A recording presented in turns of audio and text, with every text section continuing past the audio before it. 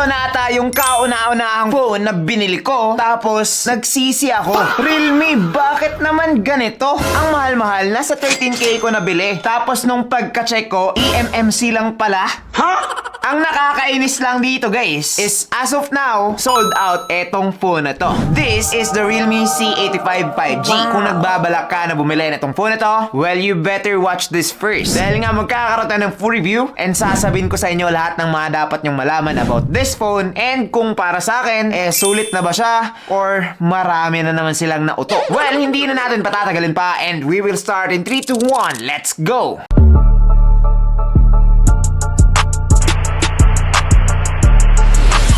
Yo, what's up guys? I'm JP and this is JTeen TV. Now, back to this phone. Kapag bumili ka nito, syempre sa loob nandito yung phone. Dito sa kanyang mini box nakalagay yung kanyang SIM ejector pin, mga paperworks, and yung kanyang clear na jelly case. Sa ibaba naman nandito yung kanyang USB A to Type-C na cable. And lastly, yung kanyang 45 watts charging brick. Ngayon, tingnan naman natin etong phone na to.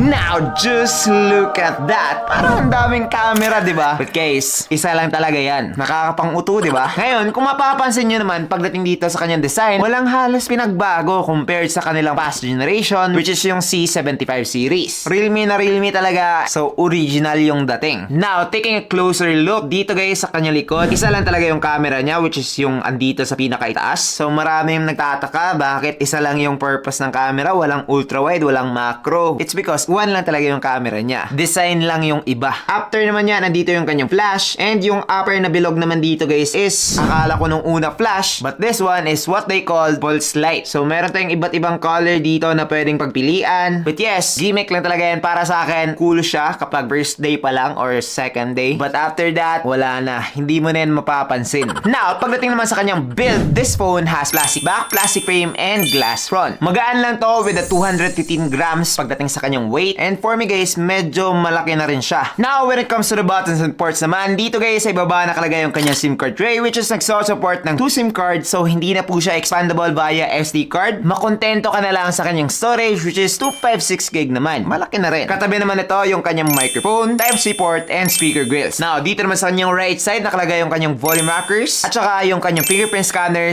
/ power button. Dito naman sa left, wala tayong makita, and dito naman sa top nakalagay yung kanyang additional microphone. Isa pang disappointing fact about this phone is that 13K na siya pero single firing speaker pa rin. So, para sa akin, disappointing talaga yon. But, medyo bumawi naman siya pagdating dito sa kanilang pinagmamalaking feature, which is yung IP68, IP69K na dust and water resistance na nandito na sa phone na to. So, rated na siya ng ganon. Kaya naman guys, if you love underwater shots, pwede kayong mag-take ng videos and photos using this phone. Dahil nga pwede na siyang ilubog. Yung mga ibang phone, meron lamang mga IP63, IP64, hindi pa pwedeng ilubog yon. So, kita nyo naman, nakalubog na, okay pa rin. I think so far, pagdating sa build quality, yun lang talaga yung medyo nagustuhan ko about this phone. Legit. Now, let's talk about the display of this phone. So, yung ibang brand, meron ng AMOLED display, tapos in-display fingerprint scanner. Well, eto namang si Realme, IPS LCD, tapos side fingerprint scanner. Now, when it comes to the specs naman, this one has 6.8-inch IPS LCD display with 720p HD+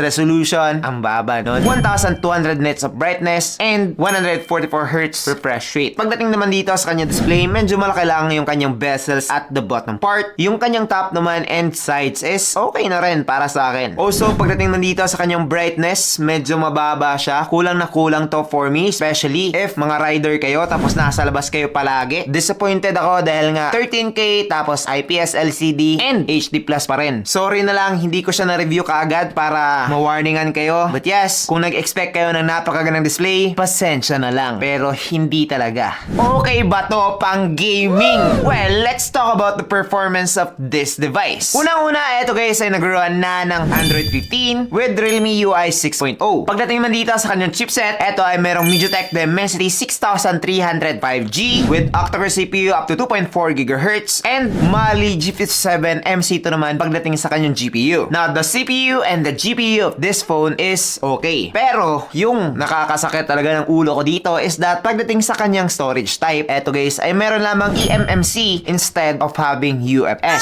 Sa Mobile Legends, pagka-open mo, medyo matagal siya. Tapos kapag nasa home naman siya, napakalag din. Pero kapag naglaro naman tayo, okay pala yung kanyang processor. Pero pagdating sa kanyang storage type, napaka-loading. Now, bago tayo mag-gaming test, tinest ko muna to sa Antutu benchmark and nakakuha siya ng 500,000 plus. Hindi talaga to amazing. Pakalayo nito compare sa mga other phones na merong 13,000 pesos na presyo. Now, naglaro ako dito ng Mobile Legends, Hawk, and Call of Duty. Sa Mobile Legends, ito ay merong ultra graphics with super frame rate. Yes, malag po siya pagdating sa homepage, pero pagdating naman dito sa mismong gameplay, okay naman yung aking na-experience when it comes to using this phone. Hindi na siya naglalag, nakakapag-clash na ako ng maayos, and at the end of the day, nag-enjoy naman ako habang naglaro. Ngayon, dito naman sa Hawk, ito ay merong ultra graphics with high frame rate, and as you can see, medyo nagugulahan talaga ako dito guys dahil nga hindi pa siya ultra sa Mobile Legends, and yung frame rate lang naman yung nakasabit doon. Tapos high frame rate lang din po siya sa Honor of Kings. So anong silbi ng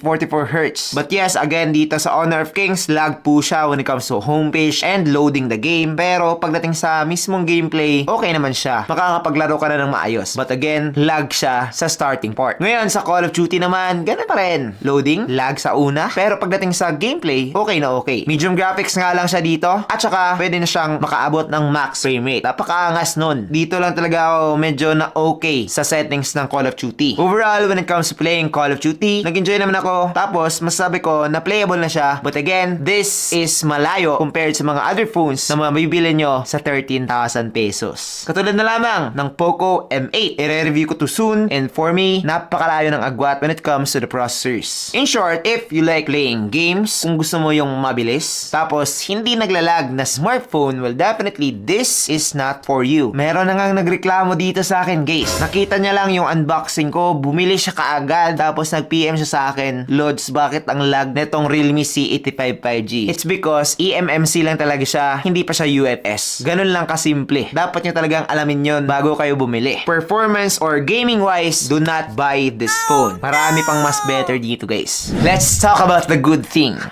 Meron din. So, eto guys, ay meron ng 7,000 mAh of battery. Wow. Ang laki nun. Tapos, 45 watts of fast charging. So, malaki na. Mabilis pang mag-charge. Aabot ka talaga ng up to 2 days with this phone kapag hindi ka nag-mobile data. 1 day ka lang kapag nabubuhay ka talaga sa mobile data. Wala kayong wifi. Tapos, meron din po tong bypass charging at saka reverse wired charging. So, kapag gagamitin mo ito pang gaming, pwede ka nang kumuha ng power directly to the source. Tapos, makakatulong yon para hindi ma-damage yung mga battery nyo. Ngayon, sa reverse wire charging naman, kapag meron kayo extra phone, pwede nyo yung i-charge using this phone. Wow. Gamitin nyo as a power bank. So far, when it comes to this part, okay na ako dito kay Realme C85 5G. Now, let's talk about the camera of this phone. Expected na to na medyo okay siya dahil nga C-series to ng Realme. C is for camera. And with this one, guys, eto ay meron ng 50MP Sony IMX852 pagdating dito sa kanyang rear camera and 8MP naman pagdating sa kanyang selfie camera. So, 2 cameras lang talaga overall etong phone na to. Ngayon, kung makikita nyo naman dito sa aking mga nakuhang photos, napaka-natural. Maganda yung color saturation. Okay yung kanyang pagiging sharp. And guys, I think if you're looking for a camera phone, tapos Android, tapos nasa 13K lang yung budget nyo, isa talaga to sa mga marerecommend ko. Para ng iPhone yung kanyang result dito, guys. But, 13,000 pesos, medyo marami na rin kalibel or mas maganda pa dito, guys. So, dapat nyo talagang, pag-isipan mabuti. Kung 9,000 or 8,000 siguro to, no question. Bilhin nyo na to. So, kung hindi nyo naman talaga kailangan yung 5G, baka yung 4G, perfect na sa inyo. Dahil nga same lang naman talaga sila ng camera. Ngayon, pagdating naman dito sa kanyang video, guys, medyo disappointing. Dahil nga 1080p at 30fps lamang yung pwede nyo makuha. Both back camera and selfie camera. So, ngayon, as usual, try natin. So, ito guys, yung video quality using the Realme C85 5G. Ano sa tingin nyo? Okay ba? Now, try naman natin yung kanya selfie. Now, eto naman guys, yung selfie video camera ng C85 5G. Parang pogi ko dito. Diba? Comment down below if it's true. Pagdating dito guys sa aking result na nakuha, I think it's pretty decent. Hindi po siya maganda talaga na, na-amaze ako or something. But I think it's on par with the other phones at this price point when it comes to the video quality. Hindi na talaga ako nag-expect ng magandang video quality pagdating sa mga Android phone, especially below 20,000 pesos guys. Okay din yung kanyang microphone or yung aking audio. So far, pagdating sa kanyang video, it's decent. Again, pagdating sa photo result, okay na ako dito guys. Selfie man or back camera, natural talaga yung kanyang result. Let's talk about another feature na nagustuhan ko about this phone. Eto guys, medyo additional feature lang to. Kapag pumunta kayo sa photos niya, meron tayong makikita dito na AI editor. Pwede na tayong gumamit ng AI eraser, unblur, ultra clarity, and remove reflection, tapos AI glare remover. Napakagamit nito, especially kapag maarte ka talaga sa mga photos ninyo. Kapag merong mga nagpo-photo bomb, pwede mo yung kunin. Kapag meron kang mga bagay na hindi mo gusto, pwede mo yung i-erase. So, it's amazing lang dahil nga andito na yan sa phone na to. Dati kasi, bihirang-bihira lang mangyari yan, especially at the phones below 20k. But yes, andito na yan kay Realme C85 5G. Now, marami pang mga feature yung pwede natin pag-usapan dito, katulad na lamang ng AI Gemini and things like that. But I think hindi ko na sasayangin yung oras nyo dito, guys. Sasabihin ko na yung verdict ko about this phone. Kung nakabili ka na ng Realme C85 5G,